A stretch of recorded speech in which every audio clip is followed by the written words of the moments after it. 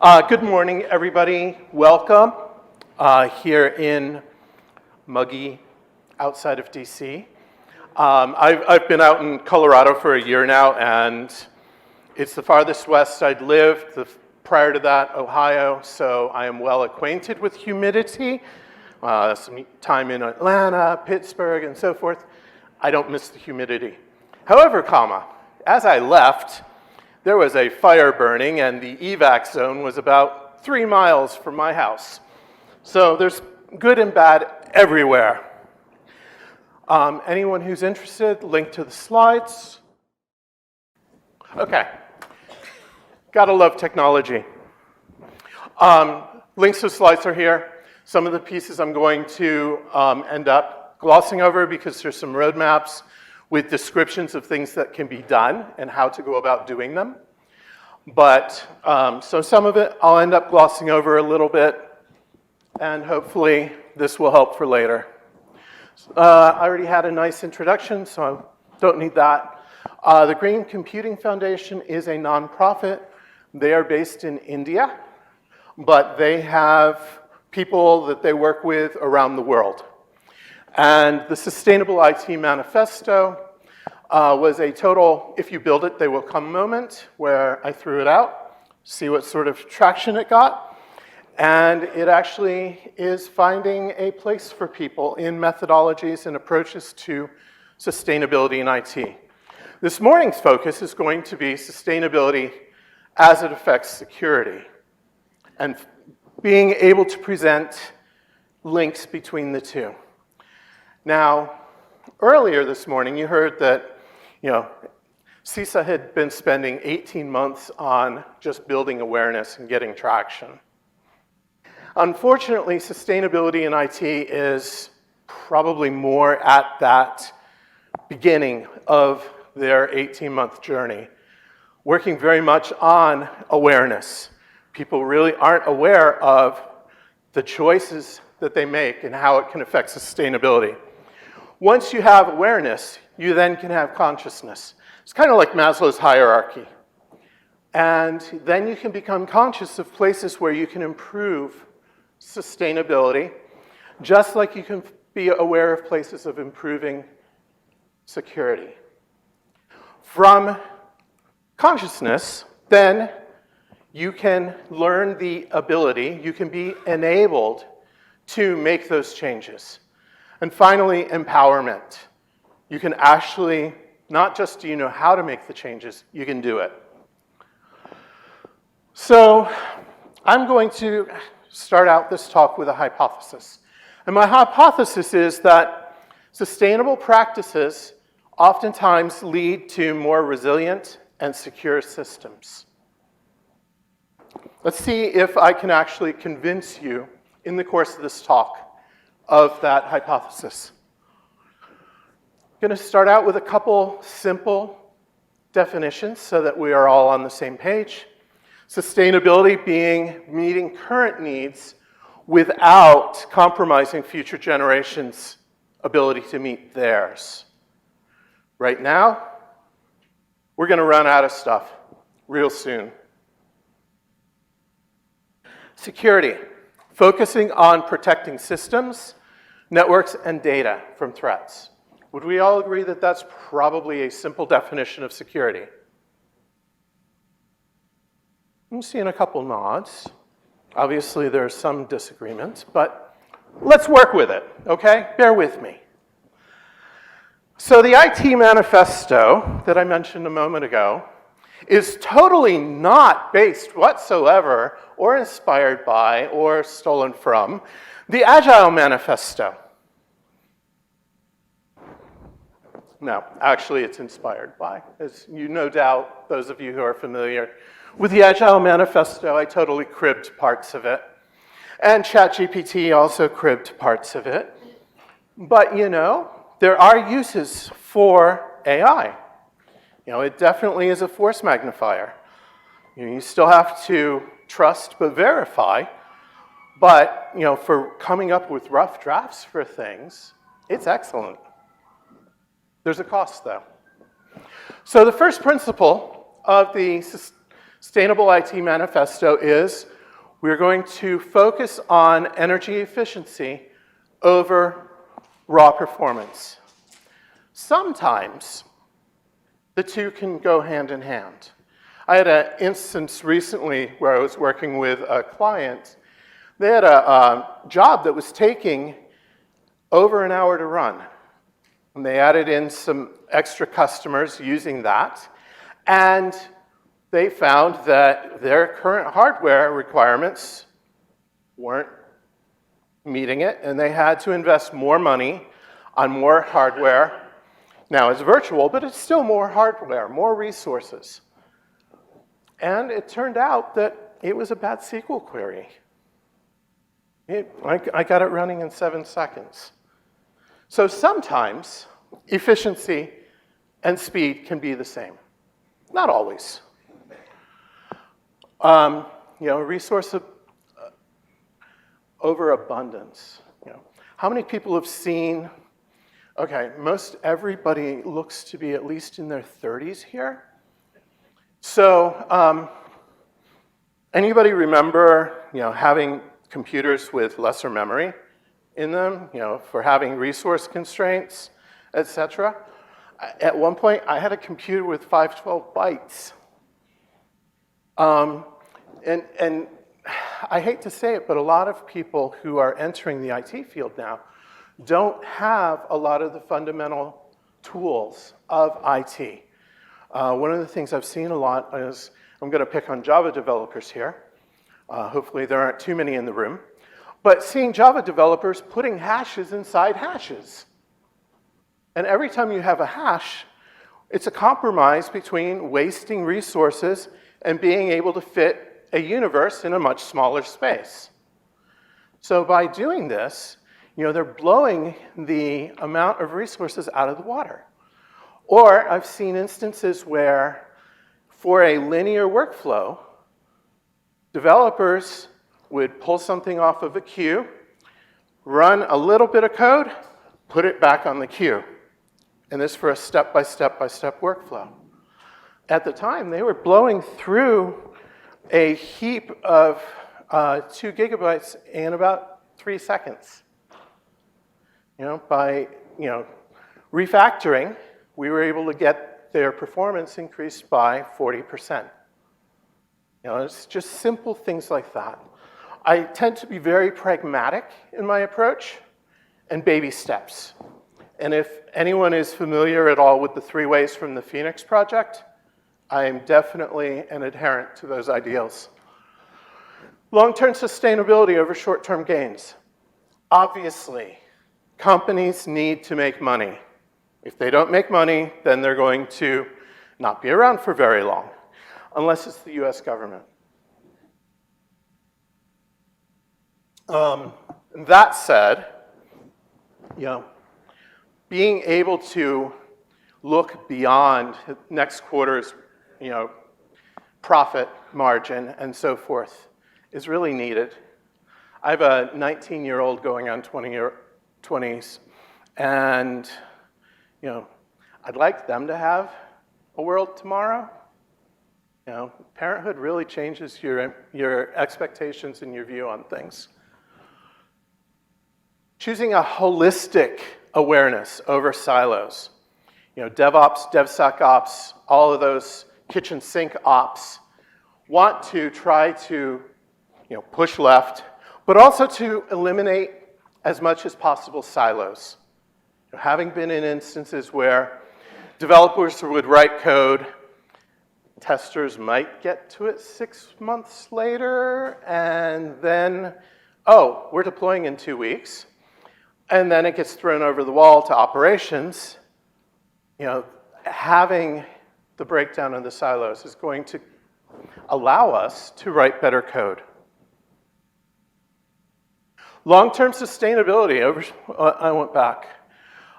So we also want to return to the environment. How we do these things also impacts our long-term. If we have a stable, trustworthy environment, we're going to be more secure. We're not going to have to worry about our data centers burning up.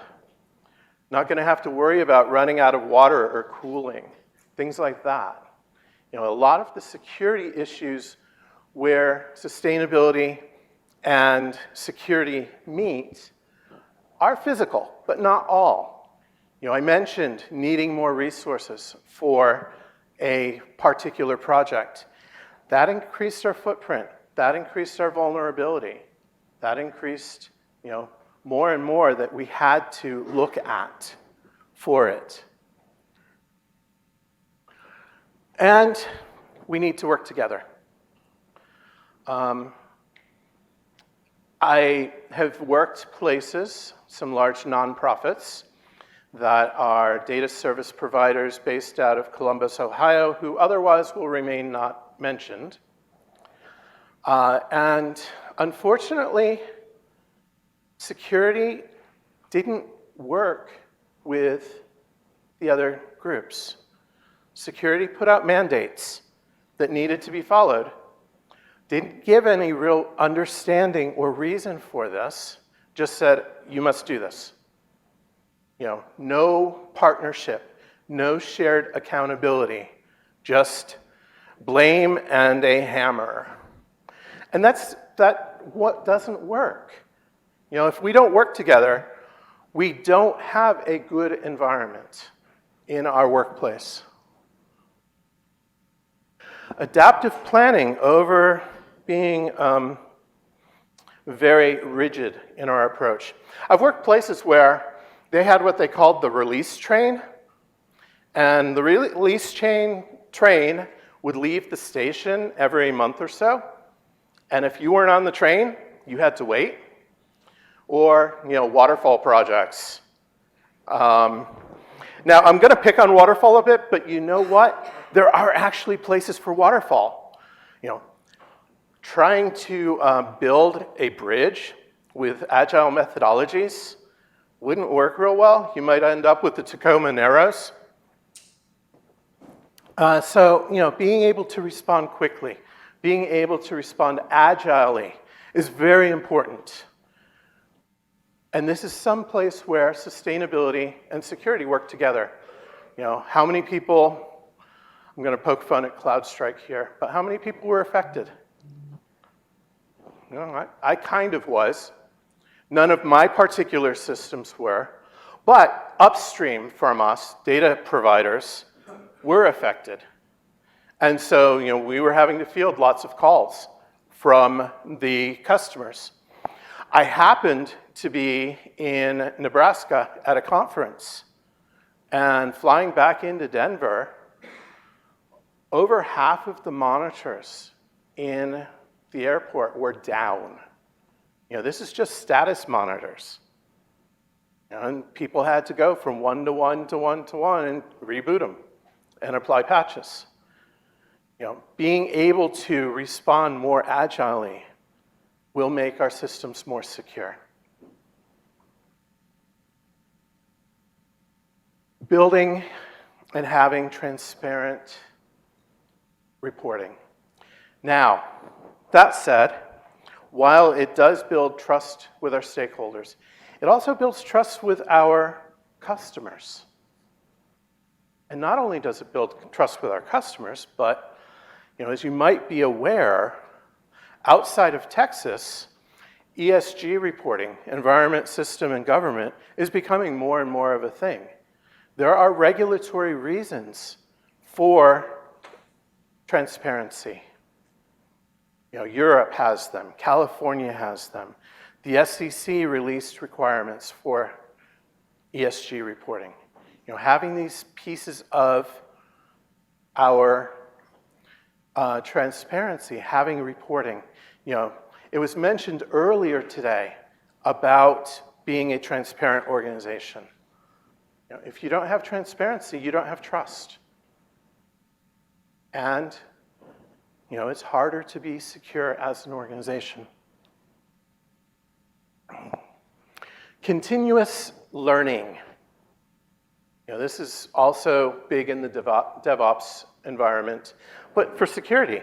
if you don't continue to learn, if you don't improve yourselves professionally, then, as new vulnerabilities, as new techniques, as new tools come around, you're stuck with what you have. And you won't see the thing that comes and hits you upside the head. And, we want to work and be good neighbors. When I spent some time in Norway last fall, and one of the things that I was really struck by with it, is how much emphasis is put on being good neighbors. And you even see that in this country where there were, Scandinavian settlers. My personal thought is that given the climate and the constraints of the climate and so forth, if people didn't learn to work together, they were dead. So there was an incentive to work together. As we have more wildfires, as we have more issues environmentally, we need to learn to work together.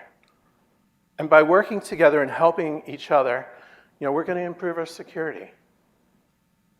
And I'm sorry for keep looking back. It's not in sync with the monitor in front of me. So I'm like, okay. Eco-friendly materials over cheap alternatives. So it takes a lot of materials to build the devices that we have. And a laptop takes 400 kilograms of materials, raw materials, for a two kilo laptop. These bad boys. 90+% of the world uses these to access the internet. 80,000 people in India access it. Southeast Asia only has a 56% of people who are actually on the internet. And that's just one part of the world. Over the next 4-5 years, the number of people who are going to be on the internet is going to increase greatly. Worldwide, right now, it's 65%. And as it increases, how many people have, found that their phones live for about 2 years and then die? On average, yeah. This is not sustainable. 85% of the cost of a phone in terms of its footprint is in its creation.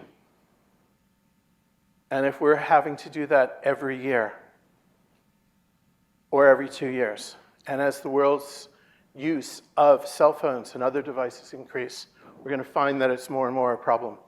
And then bringing it back home, how many of you work in an environment that provides phones or laptops to your employees?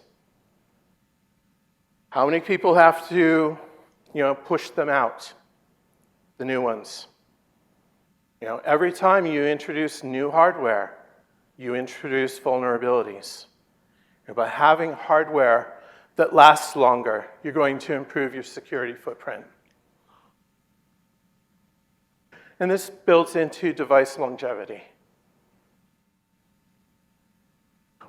So what are some practical steps for improving and integrating security and sustainability? Well, some strategic goals. I apologize here for PowerPoint. When I did the conversion, it didn't work quite well. Technology, gotta love it. So, first off, reducing your energy consumption. I will admit that my personal focus as far as sustainability is more in the area of how individuals and groups within an organization using tools like refactoring, using tools like tech debt, and so forth, can improve their sustainability, can reduce costs, can use less resources, can improve by having less resources. There's the security. There's less of an attack surface. I recently did an analysis of differences in languages for how they affect your resource consumption. Anybody ever hear of a bubble sort? A bubble sort's a relatively early, in terms of concepts, algorithm for sorting. And for those familiar with big O, it's O of n squared, which means that you take the number of elements and multiply it by itself, and that's how many cycles you can expect. So 5 languages: C, Java, Go, Python, and Ruby, all running on the same laptop, all running in the same container, everything compiled in the same container. And in a couple instances, I did both static and dynamically compiled for linkage. It took for 1 million records in a bubble sort that read from standard input, did its sorting, dumping to standard output, anywhere from 18 minutes to 21 hours. Language choice matters. Now, there's other considerations like business reasons for choosing a language. But this is one simple example of being aware and being conscious and how you can affect your both sustainability, but also security. Because now you don't have that resource being utilized for that entire time. And it's going to reduce costs. Minimize your electronic waste, by having hardware that lasts longer, by not wearing out disk drives as quickly. Promoting ethical sourcing. Supply chain is a big thing. We heard supply chain for software being mentioned earlier this morning. Supply chain for hardware too. And knowing where you get your equipment from, knowing what happens to your equipment afterwards. How many people work someplace where before an old server leaves the house, you sit there with a drill and drill through the platters on the drive? Anybody ever have to do that? I might be showing my age here. But, by not replacing the hardware as often, you're going to improve your security. Increase transparency and fostering continuous learning. These are all things that we can also do.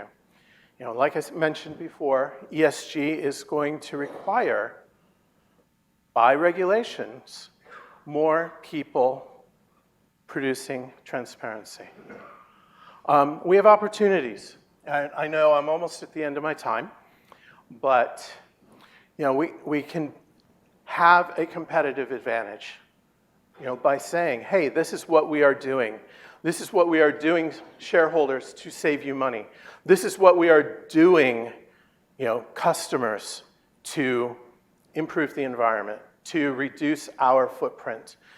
By 2040, 1/7 of the entire world's footprint of environmental impact is going to be IT related. 14+%. Right now it's about 7. It's climbing. Risk mitigation. Anytime we introduce new hardware, anytime we introduce anything else, we have risk involved. By having longer life cycles, by understanding that when we purchase these things, we're going to pay a little bit more, but we're going to have something that lasts longer. We'll help with that. Operational efficiencies improve. Stakeholder engagement improves. And we reduce costs. So there's some steps in here. Again, I'll say, go ahead and download the slides if you're interested. Challenges, real quick. Initial costs. Well, you know what? Depending on how you go about it, if you are just working on tech debt and showing improvement there, showing that your security footprint, showing that you're more efficient, there's not a whole lot of initial costs there other than project time. And most projects should be doing tech debt work anyway. People hate change. Change is hard. Managing that change will help a lot. Lack of awareness, lack of consciousness is big.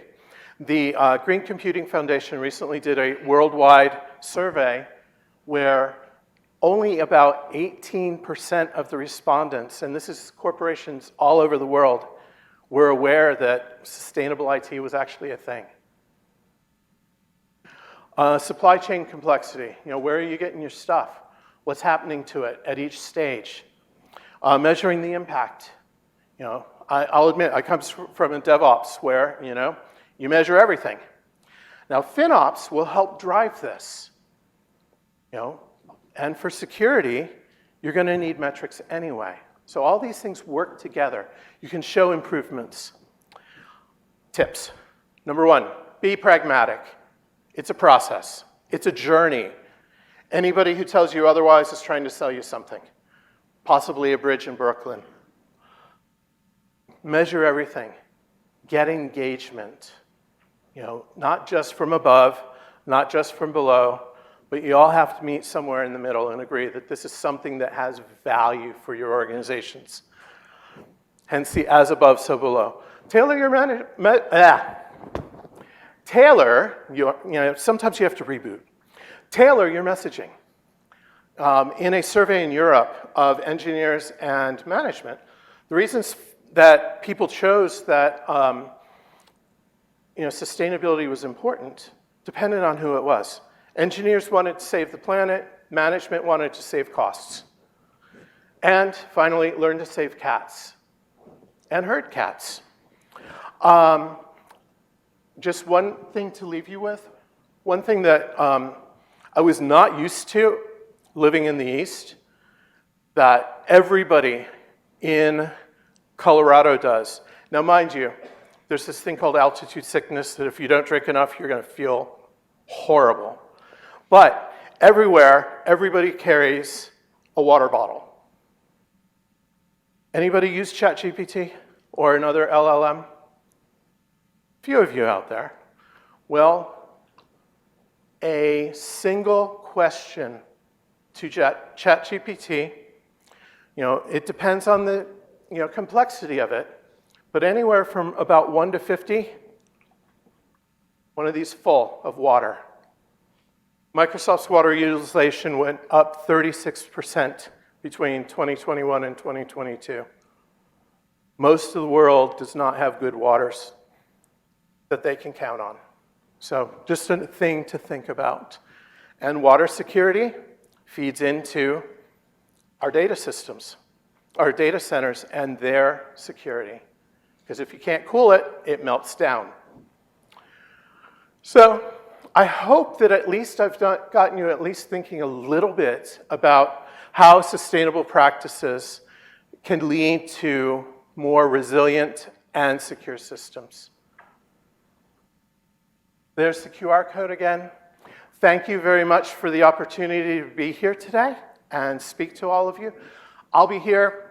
If you have any questions, any comments, what have you, please feel to hit me up.